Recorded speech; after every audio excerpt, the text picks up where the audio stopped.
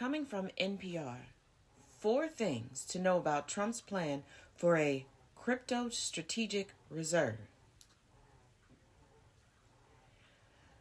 Trump has announced plans for a crypto strategic reserve, which would set up the United States to buy and sell cryptocurrency and could be a game changer for the industry.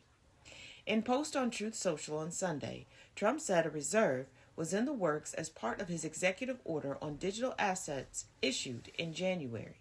He said the reserve is slated to hold 5 cryptocurrencies: Bitcoin, Ether, XRP, Solana, and Cardano.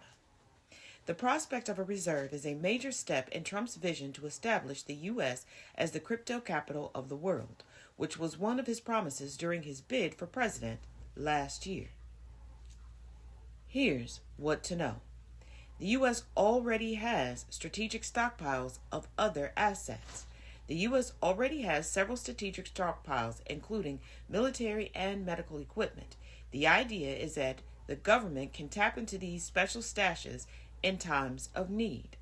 A stockpile and a reserve are sometimes used interchangeably, but a reserve often refers to the government taking a more active role in managing the assets than a stockpile. Notably, Trump's executive order in January established a working group to evaluate creating a stockpile, but does not refer to a reserve. Maintaining a Federal Reserve would likely mean the government would be actively buying and selling cryptocurrency, while supporters say the profits from crypto could be used to reduce the nation's large debt.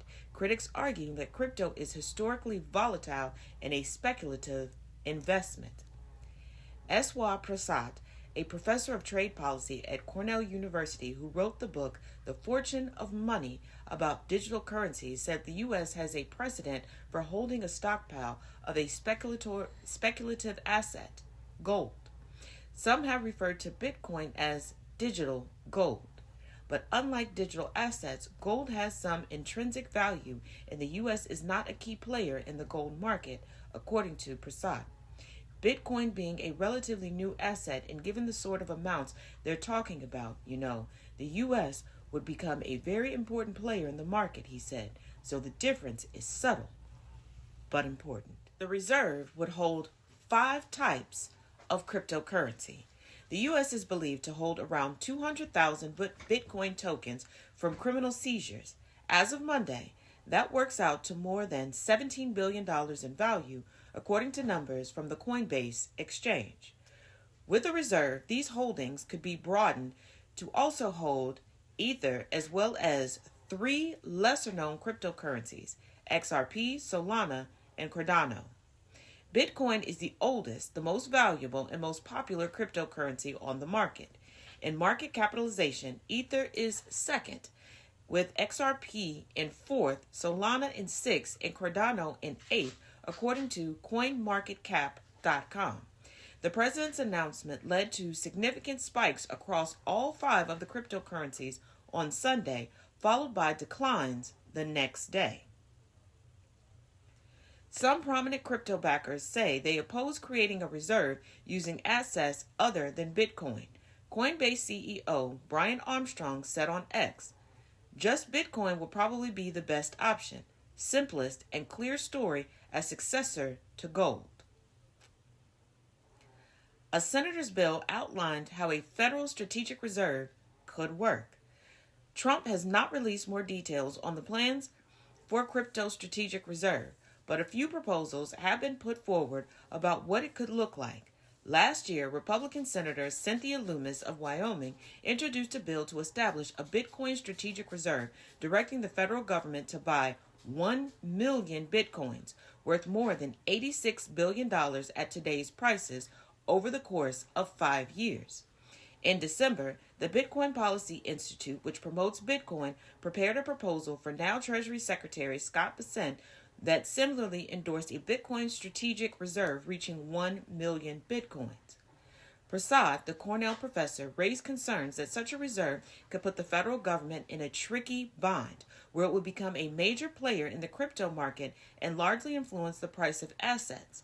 Prasad added that if the government tried to liquidate its digital assets in order to chip away at its debt, it could cause the value to drop. So, in a sense, the government would be acquiring an asset that not only has very volatile value, but where it plays a very big role in determining the price, and it would essentially get locked into those holdings, he said.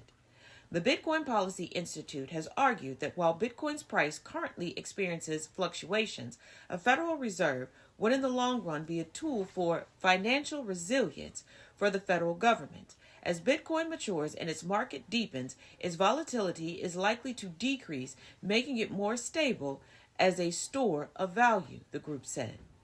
Trump has ties to crypto and has prominent supporters in the industry.